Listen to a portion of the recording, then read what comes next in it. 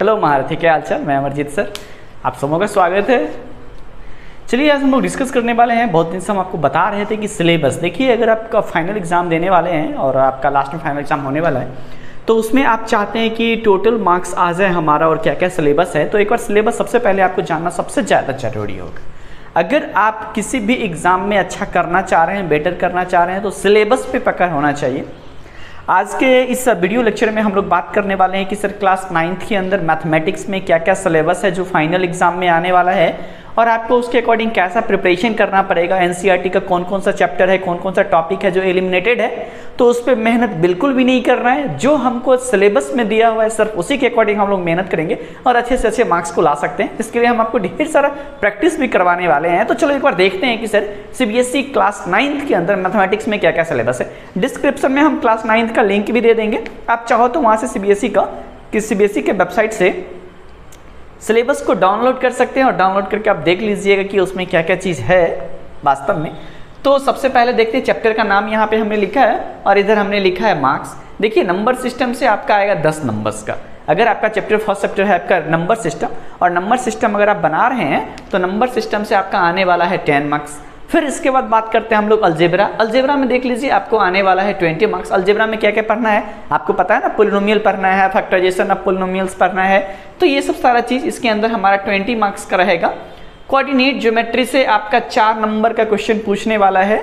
Next हम लोग बात करते हैं ज्योमेट्री सेक्शन से आपका 27 पूछने वाला है और सबसे हाईएस्ट आपका ज्योमेट्री से ही क्वेश्चन पूछेगा। सर ज्योमेट्री के अंदर क्या क्या आता है, तो सबसे पहले लाइन्स एंड एंगल, ये एक चैप्टर हो गया।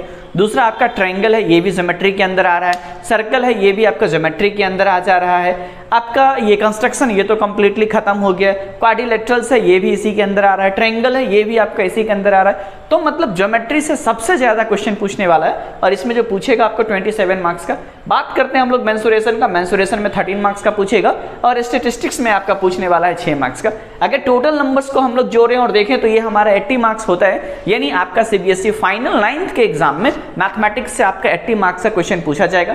20 मार्क्स क्या होता है क्लास में आपको मिलता है, 20 मार्क्स स्कूल के अकॉर्डिंग मिलता है, तो यानी टोटल आपका 100 मार्क्स हो जाएगा। तो एक बार अच्छे से सिलेबस को देखना है, इस वीडियो लेक्चर को टोटल देखना है, कंप्लीट देखना है और फिर इसके बाद जाके इस सिलेबस के अकॉर्डिंग आप लोग को क्या करना है, प्रिपरेशन करना है। एक बात और, जिसने भी अभी तक इस चैनल को लाइक और सब्सक्राइब शेयर नहीं किया है वो एक बार सब्सक्राइब कर लीजिए। टाइम टू टाइम आप अपडेट होते रहिएगा। जो भी हम लोग वीडियो लेक्चर आपको यहाँ पे अपलोड करेंगे वो उसका नोटिफिकेशन आपको मिलेगा और आप थोड़ा एक बेटर ढंग से समझ पाएंगे। अगर कोई दिक्कत तकलीफ होगी तो उस लेक्चर को देख लीजिएगा और क्या।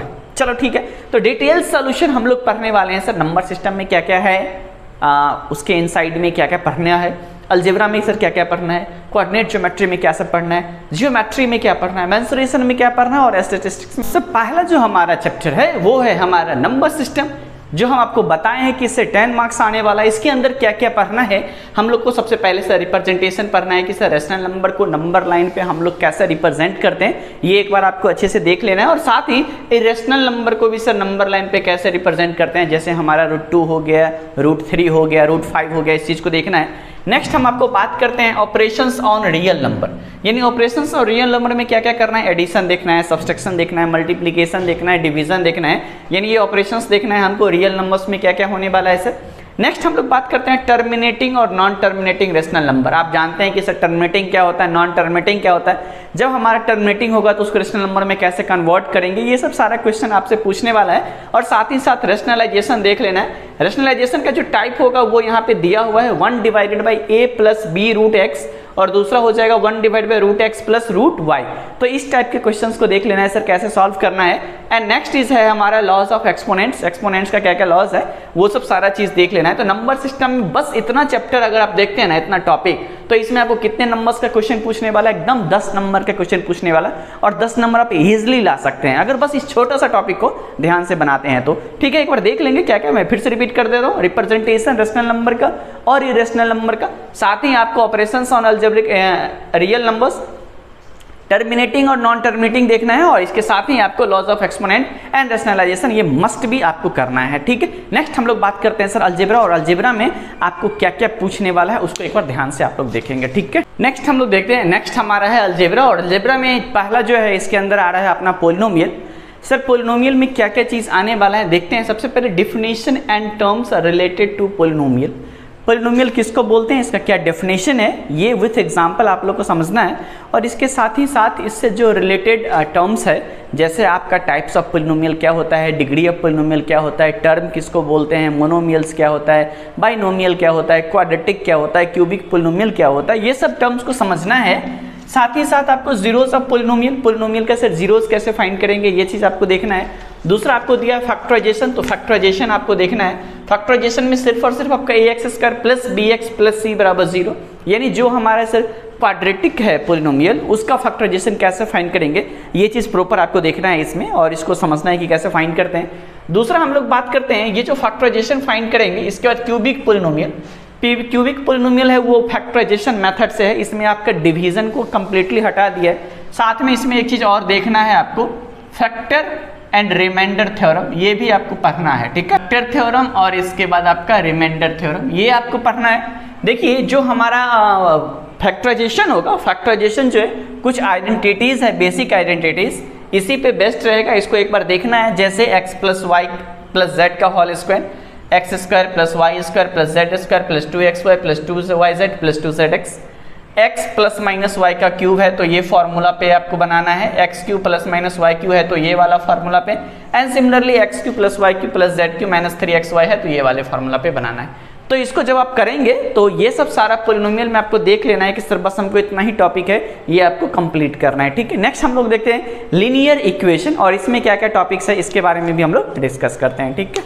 पोलिनोमियल हो गया। पोलिनोमियल में एक चीज़ बस ध्यान रखना है कि RS अग्रवाल का 2C जो है एक्सरसाइज, इसको नहीं बनाना है, इसको छोड़ देना है। और ये डिवीजन ऑफ पोलिनोमियल ये भी आपके सिलेबस से एलिमिनेटेड है तो उसको आप छोड़ सकते हैं।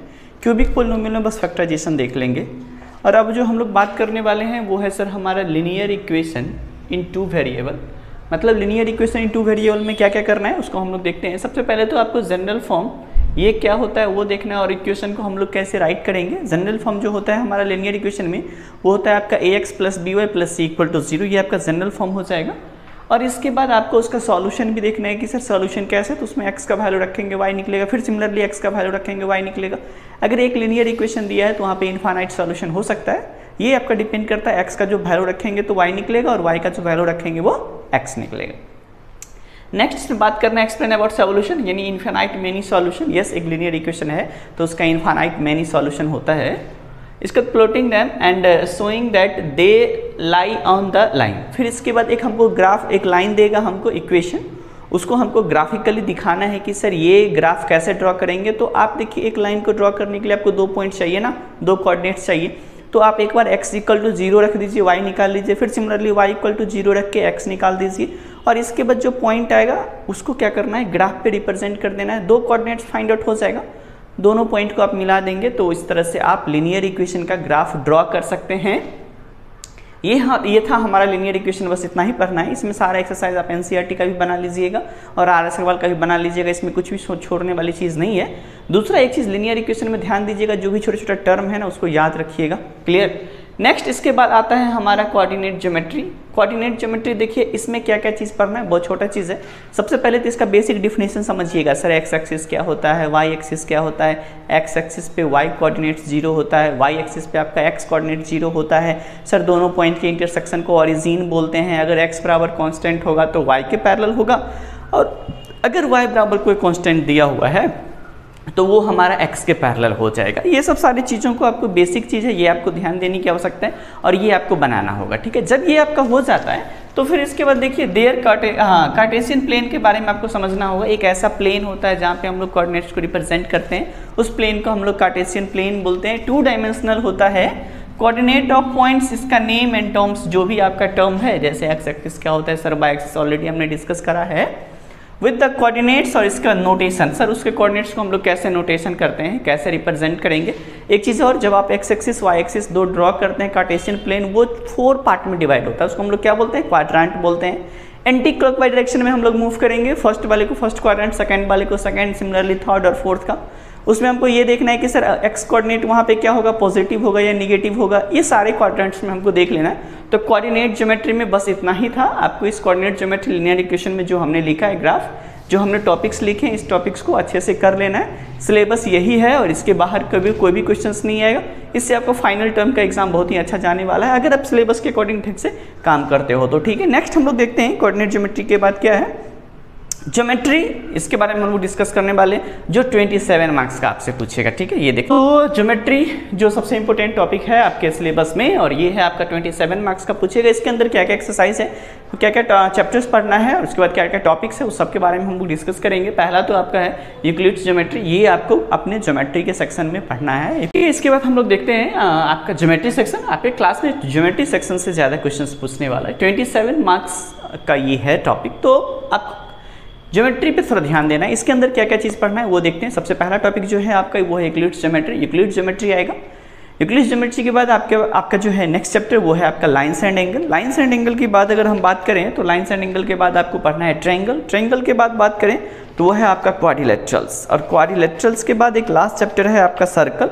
तो मतलब ज्योमेट्री से ज़्यादा चैप्टर्स है और उसमें हमारा बहुत सारा चीज़ एलिमिनेटेड है, तो इसलिए इसका ऐसा स्ट्रेस नहीं लेना है कि सर बहुत सारा चैप्टर ज्योमेट्री में पढ़ना है। ज्योमेट्री में चैप्टर तो है ज़्यादा बट उसमें कंटेंट वगैरह है जो भी आपका आप बोल सकते हैं, जो भी टॉपिक है वो बहुत कम है तो उसको आप कर सकते हैं।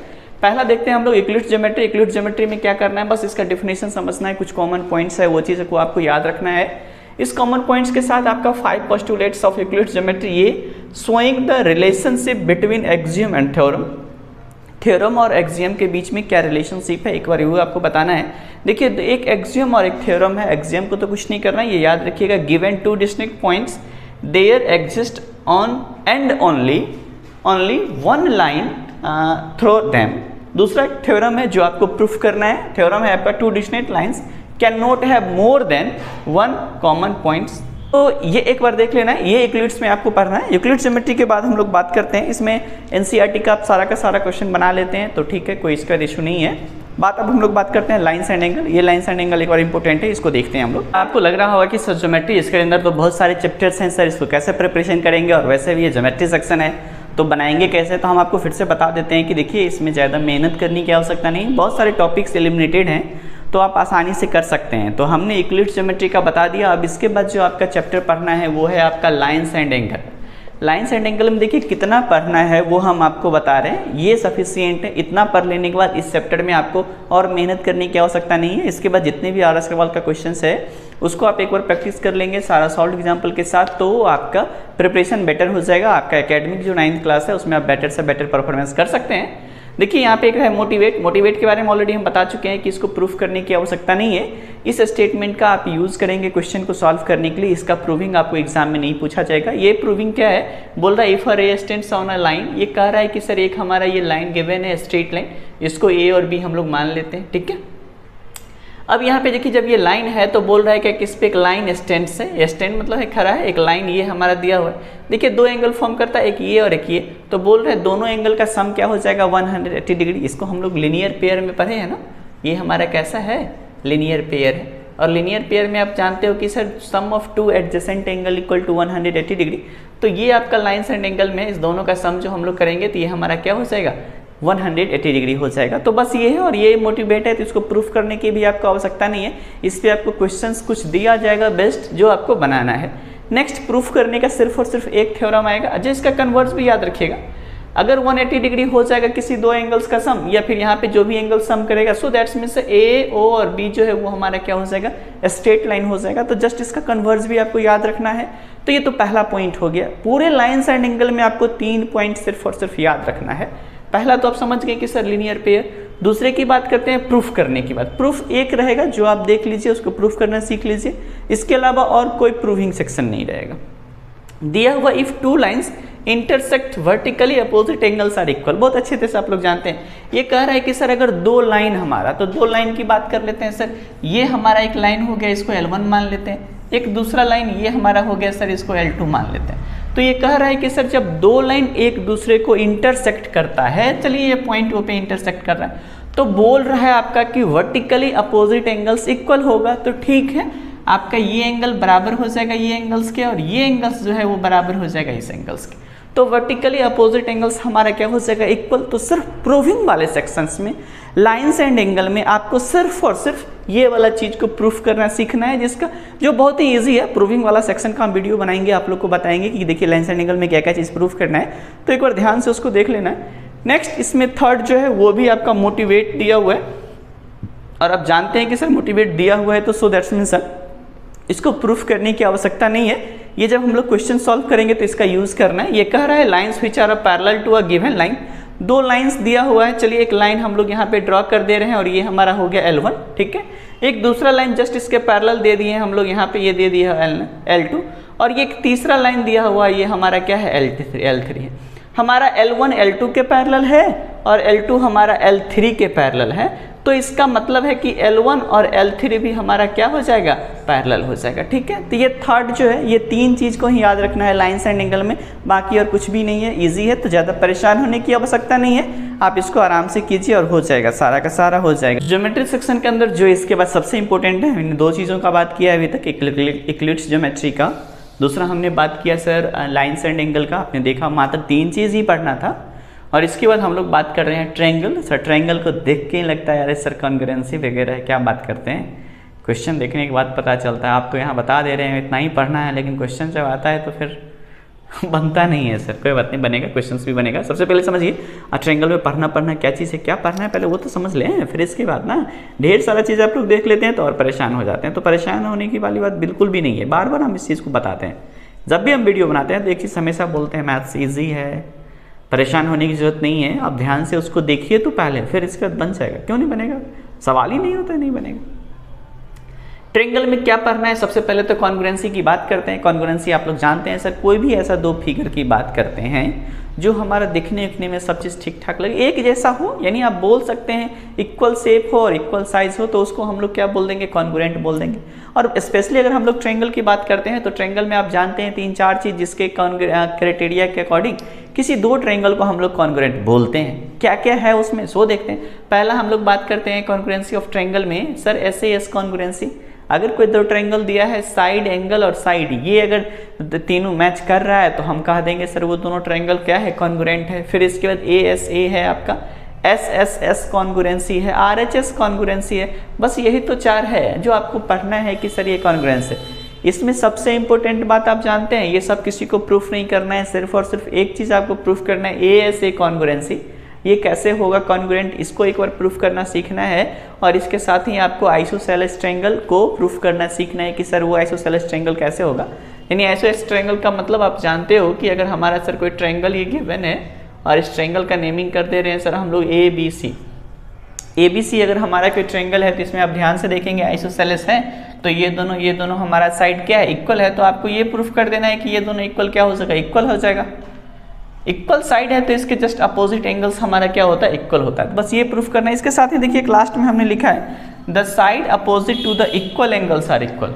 तो सर अगर एंगल इक्वल है तो इसका साइड इक्वल हो जाएगा, और साइड इक्वल है तो सर इसके जस्ट अपोजिट एंगल्स क्या है, ये भी हमारा इक्वल हो जाएगा। बस इसको ध्यान से देखना है।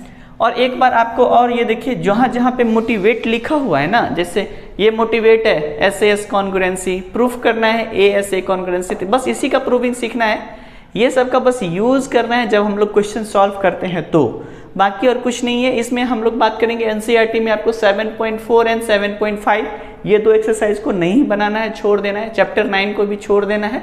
अब RS अग्रवाल में बात करते हैं 9B, ये भी नहीं बनाना है। चैप्टर 9 इसलिए बोल रहे हैं क्योंकि एक चीज़ और इसमें से एलिमिनेटेड है, वो है हमारा इनइक्वालिटीज ऑफ ट्रायंगल। ट्रायंगल का जो इनइक्वालिटीज चैप्टर है ये भी आपको नहीं पढ़ना है, सिलेबस से एलिमिनेटेड है, तो उसको भी हम लोग क्या कर देते हैं, हटा देते हैं। तो ज़्यादा कुछ नहीं बचा, सिर्फ कंडीशन पढ़ लेना है कॉन्ग्रुएंसी का क्या क्या होता है, एक प्रूविंग, आइसोसेलेस ट्रायंगल कैसे प्रूफ करेंगे, ये सब भी, और बाकी कुछ नहीं है। क्लियर है। तो एक मज़ेदार चैप्टर और है क्वाड्रिलेटरल्स। क्वाड्रिलेटरल्स देख के परेशान मत होइए, बहुत ईजी चीज़ है, और इसमें जो सिलेबस है बहुत ही ज़्यादा बाउंडेड भी ये कम है, आप इसको भी अच्छी तरह से बना सकते हैं। और ज्योमेट्री से जो 27 मार्क्स ला रहा है उसमें भी आप अच्छा से स्कोर कर सकते हैं। ऐसा हम इसलिए बोल रहे हैं कि सबसे पहले देखिए क्वाड्रिलेटरल्स है क्या, उसके बारे में हम लोग डिस्कस कर लें, सिलेबस के साथ साथ थोड़ा समझते भी हैं है क्या चीज़। Sir bonded by 4 line segment, sir ऐसा कोई भी फिगर्स आपको प्लेन फिगर दिखे जो 4 लाइन सेगमेंट से मिलके बना होता है उसको हम लोग क्या कह देंगे, क्वाड्रिलेटरल्स बोल देंगे। बस इसके बाद ज़्यादा दिमाग नहीं लगाना है, ठीक है। क्वाड्रिलेटरल समझ के अब हम यहाँ पे लिखे definition, types, properties and relation. बहुत ही ईजी है। डिफिनेशन मतलब क्वाड्रिलेटरल्स का डिफिनेशन आप बहुत अच्छी तरह से जानते हैं। जैसे स्क्वायर हो गया सर 4 साइड है, रेक्टेंगल हो गया सर 4 साइड है, पैरेललोग्राम है सर 4 साइड है, ट्रेपेजियम सर 4 साइड है, काइट सर 4 साइड है, रम्बस सर 4 साइड है। तो ये सब 4 साइड जो भी है ना, उसको तो हम बोल देंगे सर ये एक क्वाड्रिलेटरल है। और इसके वजह स्क्वायर किसको बोलते हैं, वही हमारा डिफिनेशन हो गया। इसका रिलेशन आपको याद रखना है, अपोजिट साइड्स इक्वल होता है सर। रोम्बस की बात करेंगे सर, इसके बारे में क्या जानना जरूरी है, तो डायगोनल इंटरसेक्ट करता है 90 डिग्री पे। पैरेललोग्राम की बात करते हैं तो सर अपोजिट साइड्स हमारा इक्वल होता है, पैरेलल टू ईच अदर है, डायगोनल बाइसेक्ट करता है। ये सब सारा चीज़ हम लोग समझ लेंगे तो पैरेललोग्राम हो जाएगा। ट्रेपेजियम जानते हैं सर, एक पेयर जो होता है अपोजिट साइड हमारा इक्वल होता है, पैरेलल होता है, और बाकी दो जो होता है वो नॉन पैरेलल साइड होता है। तो मतलब इस तरह से, और बाकी कुछ था नहीं। अब बात करते हैं सर इसमें बताइए ना, प्रूफ करने के लिए क्या क्या पूछेगा। तो सिर्फ और सिर्फ एक प्रूविंग चीज आपको समझना है, वो प्रूविंग ये है कि जब हमारा कोई पैरेललोग्राम होता है तो इसका जो डायगोनल बाइसेक्ट करता है ना, डायगोनल तो आप जानते हैं ना, अपोजिट एंगल्स को, ये दोनों वर्टेक्स को मिलाएंगे डायगोनल्स हो जाएगा। दो ट्रायंगल बनेगा, एक तो ये वाला पार्ट हमारा हो जाएगा ट्रायंगल, और दूसरा ये वाला पार्ट हमारा ट्रायंगल हो जाएगा। तो ये कहना चाह रहा है कि दोनों ट्रायंगल हमारा क्या हो जाएगा सर, कॉन्ग्रुएंट हो जाएगा। तो ये एक प्रूविंग सिर्फ आपसे पूछने वाला है अकॉर्डिंग टू सिलेबस। सिलेबस में यही मेंशन है, आप देख सकते हैं पीडीएफ का जो सीबीएसई के वेबसाइट पे जो लिंक है वो भी हम आपको शेयर कर दिए हैं, तो एक बार आप उसको देख लीजिएगा। दूसरा इसमें और क्या, डेफिनेशन टाइप्स के बाद आपको बेसिकली पैरेललोग्राम से ज्यादा क्वेश्चंस रहेगा और वही आपको पढ़ना भी है। बाकी इसमें देखिए पैरेललोग्राम के बारे में हम कुछ बता रहे हैं। पहला तो opposite sides are equal and parallel. Sir opposite sides equal और पैरेलल होता है, इसका कोई प्रूविंग आपको नहीं सीखना है, इसका बस यूज करना है जब हम लोग क्वेश्चन सॉल्व करेंगे तब। इसका प्रॉपर प्रूविंग हमको नहीं चाहिए क्योंकि ये मोटिवेशन में दिया हुआ है। इसके बाद डायगोनल बाइसेक्ट ईच अदर, ये जो हमारा डायगोनल है एक दूसरे को क्या करता है, बाइसेक्ट करता है। नेक्स्ट देखते हैं opposite angles are equal. Opposite angles यानी एंगल ए हमारा एंगल सी के बराबर हो जाएगा, एंगल बी हमारा किसके बराबर हो जाएगा, एंगल डी के बराबर हो जाएगा। ये हो गया हमारा अपोजिट एंगल्स। आप ये भी बोल सकते हैं sir diagonally opposite angles. Clear है। तीसरा हमने फोर्थ में लिखा है sum of adjacent angles are 180 degree. Adjacent angle मतलब एंगल ए और एंगल बी को जब हम लोग जोड़ेंगे तो वो 180 डिग्री के बराबर हो जाएगा। सिमिलरली एडी को, बीसी को और सीडी को, इसको भी हम लोग जोड़ेंगे तो 180 डिग्री के बराबर हो जाएगा। लास्ट में एक और हमको मोटिवेशन देखना है। मोटिवेट ये दिया हुआ है, the line segment joining the mid point of any two sides of a triangle are parallel and half of it. यानी जैसे ये कहना चाह रहा है कि अगर आपको कोई एक ट्रायंगल गिवन है ना, ये आपका ट्रायंगल हो गया, इसका नेमिंग कर लेते हैं सर, ये ए बी सी एक हमारा ट्रायंगल है। कह रहा है क्या कि किसी भी दो साइड के रिस्पेक्ट में एक थर्ड साइड ड्रॉ कर देते हैं, इसको हम लोग मान लेते हैं डी और इसको मान लेते हैं ई। ये कहना चाह रहा है डी और ई जो है ना वो हमारा मिड पॉइंट है। मिड पॉइंट मतलब आप जानते हैं ए बी के बीच का पॉइंट ये है और ए सी के बीच के पॉइंट का है ई है।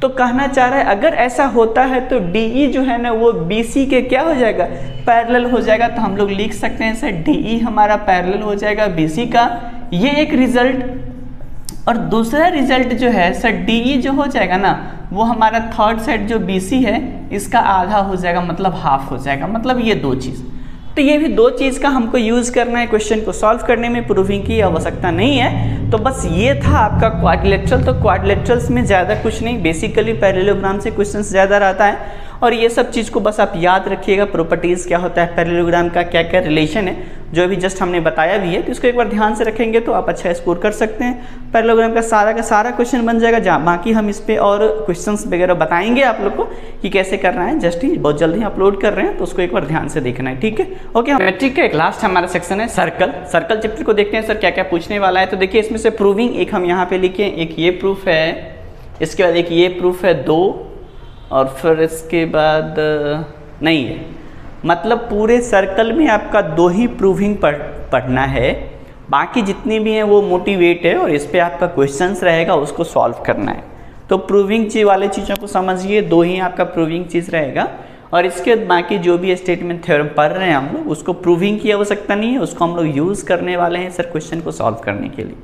तो इसलिए ज़्यादा कुछ है ही नहीं। सबसे पहले देखिए क्या क्या है सर, प्रूफ करना है। सबसे पहले सर्कल वाले चैप्टर में क्या है, तो एक सर्कल आपको गिवन रहेगा और 2 इक्वल कॉर्ड गिवन रहेगा, यानी ए बी और यहाँ पे हमारा सी डी क्या है, 2 इक्वल कॉर्ड है, यानी दोनों का लेंथ 1 है।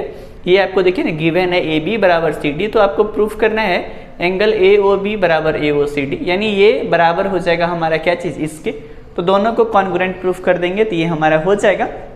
वैसे भी देखिए ना बहुत इजी है, एस एस एस कॉन्ग्रुएंसी से, यानी सर सी डी और सी डी ए बी तो हमारा इक्वल दिया हुआ है। दूसरा देख लेते हैं ओ ए और इसके बाद ओ बी हमारा क्या दिया है, रेडियस है, और रेडियस तो इक्वल होता है सेम, ये ओ डी और ओ सी भी हमारा क्या है, रेडियस है।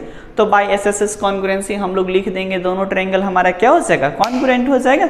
And by C P C T हम लोग लिख सकते हैं सर एंगल ये ओ और बराबर हमारा ये एंगल क्या होता है, बराबर होता है। और डीपली हम लोग पढ़ेंगे जब एक्सरसाइज इसका कराएंगे। तो अभी सिलेबस है तो पहले उसके बारे में देखते हैं। मोटिवेट, देखिए ये सेकंड वाला जो है ये आपको सिर्फ समझना है इस स्टेटमेंट को, इसको प्रूफ करने की आवश्यकता नहीं है। ये कह रहा है कि अगर कोई हमारा कॉर्ड गिवन है और सेंटर से जब हमारा ये परपेंडिकुलर इस कॉर्ड पे ए बी पे जब हम ड्रॉ करते हैं तो ये ए बी को क्या करता है, बाइसेक्ट करता है। बाइसेक्ट करने का मतलब है दो इक्वल पार्ट में डिवाइड करता है, मतलब ए बी बराबर हो जाएगा हमारा क्या चीज़, बी एम के। ये एक हमारा थ्योरम है, इसको प्रूफ करने की आवश्यकता नहीं है।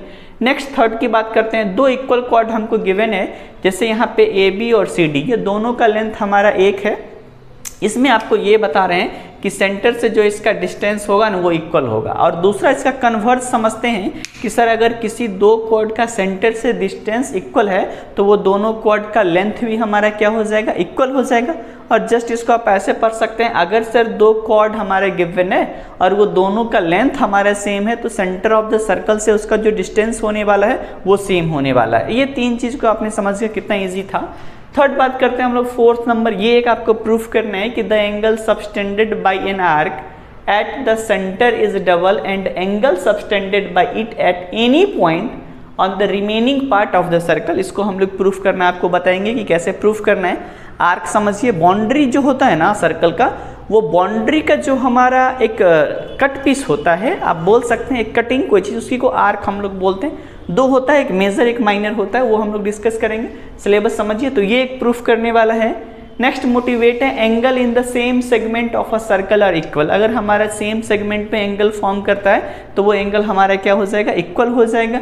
नेक्स्ट बात करते हैं मोटिवेट का, if a line segment joining any two points subtended equals angle at the other points lying on the same side of the line containing the segment, the 4 points lie on a circle। इसके बारे में भी हम लोग discuss करेंगे। और एक last जो है हमारा मोटिवेट, वो है हमारा साइक्लिक क्वाड्रिलेटरल। साइक्लिक क्वाड्रिलेटरल आप समझिए, बाउंड्री पे जो 4 पॉइंट्स लाइज करेंगे, चारों पॉइंट को हम लोग ज्वाइन करेंगे तो एक हमारा क्वाड्रिलेटरल्स बनेगा, तो उसको हम लोग क्या बोलते हैं, साइक्लिक क्वाड्रिलेटरल बोलते हैं। और जब साइक्लिक क्वाड्रिलेटरल हमारा होता है तो उसके अपोजिट एंगल का जब सम करते हैं तो हमारा 180 डिग्री होता है, जिसका यूज़ कर रहे हैं हम लोग को क्वेश्चन को सॉल्व करने में। इसका प्रूविंग हम लोग को नहीं सॉल्व करना है एग्जाम में, फाइनल एग्जाम में, तो इस पे बेस्ट सिर्फ और सिर्फ हमारा क्वेश्चन रहेगा। दो थ्योरम हमको प्रूफ करना है, that is question number 4 theorem है, और एक आपका ये फर्स्ट वाला कि सर अगर दो इक्वल कॉर्ड हमारे गिवन है तो उसका एंगल भी इक्वल होगा, बस ये हमको प्रूफ करना है, ठीक है।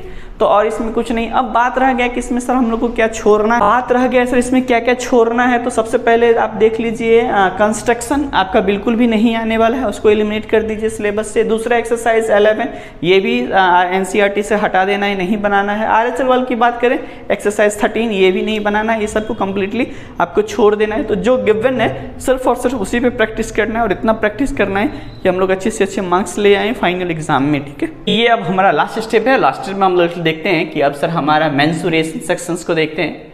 मेंसुरेशन में आपका 13 मार्क्स का क्वेश्चन पूछना, ज्योमेट्री में बस वही था, सर्कल तक ही आपको पढ़ना था। मेंसुरेशन की बात करते हैं, इसमें आपका 13 मार्क्स का क्वेश्चन आने वाला है, और मेंसुरेशन में भी बहुत सारे टॉपिक्स को रिमूव किया है, हटा दिया गया है। तो उसमें सबसे पहले आपको सिर्फ ये देखना है कि area of triangle, area of triangle ये कैसे फाइंड करेंगे, यूजिंग हीरोन्स फार्मूला, हीरोज और हीरोन्स ऐसा लिखा जाता है। तो हीरोन्स फार्मूला से आपको ये फाइंड करना है किसी भी ट्रायंगल का सर एरिया कैसे फाइंड करेंगे। हीरोन्स फार्मूला बहुत सारे लोग जानते भी हैं, पढ़ लिए होंगे। रूट अंडर होता है एस इंटू एस माइनस ए होता है, एस माइनस बी होता है और एस माइनस सी होता है। एस आपका सेमी पेरीमीटर होता है जो sum of all side divide by 2 हो जाएगा। ए बी सी जो है वो हमारा साइड का लेंथ हो जाता है। तो ये आपका ट्रायंगल में याद रखिएगा कि सर हीरोन्स फार्मूला के अकॉर्डिंग जो भी क्वेश्चंस है वो सारा क्वेश्चंस को सॉल्व करना है। और इसमें एक चीज़ और पढ़ना है, वो है हमारा volume and surface area. Volume surface area में क्यूब हटा दिया है, क्यूबॉइड हटा दिया है, सिलेंडर हटा दिया है, ये सब चीज़ आपको नहीं पढ़ना है। आप लोग को बस ये पढ़ना है कुछ सॉलिड फिगर है, जैसे आपका स्फेयर हो गया और हेमी स्फेयर हो गया, ये दो चीज़ के बारे में पढ़ना है। और उसमें भी ये दो चीज़ का वॉल्यूम निकालना समझना है और सरफेस एरिया कैसे निकालते हैं। दो surface area, lateral surface area होता है, कर्व सरफेस एरिया होता है, तो उसको एक बार देख लेना है। एंड नेक्स्ट आपका राइट सर्कुलर कोन के बारे में एक बार देख लीजिएगा। तो मतलब दो ही चीज़ से पूछने वाला है। एनसीईआरटी में 13.1, 13.3 और 13.5 ये सब रिमूव है, इस एक्सरसाइज को बनाने की जरूरत नहीं है। आरएच अग्रवाल की बात करें तो ये 15A और 15B ये भी आपको बनाने की जरूरत नहीं है, ये सब सिलेबस में नहीं है, रिमूव हो चुका है। नेक्स्ट क्लास टॉपिक है हमारा स्टैटिस्टिक, और ये हमारा 6 मार्क्स का आने वाला है। इससे जो भी क्वेश्चंस रहेगा, जिसमें आपको बार ग्राफ देख लेना है, हिस्टोग्राम देख लेना है, एंड फ्रीक्वेंसी पॉलीगॉन्स क्या होता है इसके बारे में। एनसीईआरटी बुक से आपका 14.1 ये नहीं बनाना है, एक्सरसाइज 15 भी नहीं बनाना है। आरएच अग्रवाल की बात करें एक्सरसाइज 16 नहीं बनाना है। और जो आपका लास्ट एक चैप्टर है प्रोबेबिलिटी कंप्लीटली आपके सिलेबस से रिमूव हो चुका है, हट गया है, तो उसको भी नहीं बनाना है। और ये एक्सरसाइज आपका 18 या 19 है। तो बेसिकली आपको ये देखना था कि सर हमको कितना पढ़ना है जिस पर फाइनल एग्जाम में हम अच्छा से अच्छा स्कोर कर सकते हैं। हाफ ईयरली एग्जाम के बाद आप लोग का फाइनल एग्जाम होने वाला है, तो बच्चों एक बार ध्यान से ये सब सारी चीज़ों को देख लीजिए, एक बार नोट्स बना लीजिए अच्छे से कि क्या क्या टॉपिक आने वाला है। बुक में भी एक बार मार्क्स कर लीजिए कि आपको कि कौन कौन सा टॉपिक हमको पढ़ना है, उसका प्रैक्टिस कीजिए, मोर प्रैक्टिस कीजिएगा, मोर मार्क्स आएगा। और जहाँ भी दिक्कत होता है आपको ज्योमेट्री सेक्शन की स्पेशली हम बात करते हैं कि जैसे सर लाइन्स एंड एंगल में कुछ क्वेश्चंस हैं, कैसे प्रूविंग होगा, प्रैक्टिस नहीं है, समझ में नहीं आता है, कैसे कॉन्ग्रुएंट करेंगे, कौन सा एंगल देखेंगे, कौन सा साइड देखेंगे, ये सब सारा चीज़ है, हम समझ सकते हैं आप लोग की बातों को। तो उस पर एक बार हम काम करते हैं, उस पर कुछ वीडियोज़ आप लोग को बताएंगे कि कैसे उसको बनाएंगे। लाइन्स एंड एंगल हो गया, क्वाड्रिलेटरल्स हो गया, ट्रायंगल हो गया, सर्कल हो गया, मैंने ये सब चीज़ों पर हम बहुत जल्द ही आपको बताने वाले हैं। तो बस आप प्रैक्टिस कीजिएगा, थोड़ा अच्छे से ध्यान से देखिएगा और मन लगा के पढ़िए, और क्या। चलिए ओके, मिलते हैं हम लोग नेक्स्ट वीडियो में, तब तक के लिए बाय, थैंक यू। और आप लोग का बहुत बहुत धन्यवाद जो आप लोगों ने इतना देर तक इस वीडियो को देखा, समझा। और जिसने भी अभी तक सब्सक्राइब नहीं किया है, सब्सक्राइब भी कर दीजिए, दोस्तों के साथ भी शेयर कर दीजिए कि वो भी थोड़ा देख ले कि हाँ क्या क्या सिलेबस है। और सब्सक्राइब कर लीजिएगा तो बात है क्या है ना कि नोटिफिकेशन आपको मिलेगा, तो आप देख सकते हैं कि किसी भी क्वेश्चन को कैसे करेंगे। इसमें प्रीवियस ईयर क्वेश्चन भी हम लोग करने वाले हैं। चलो okay bye, thank you, take care, मिलते हैं हम लोग नेक्स्ट क्लास में। Okay bye.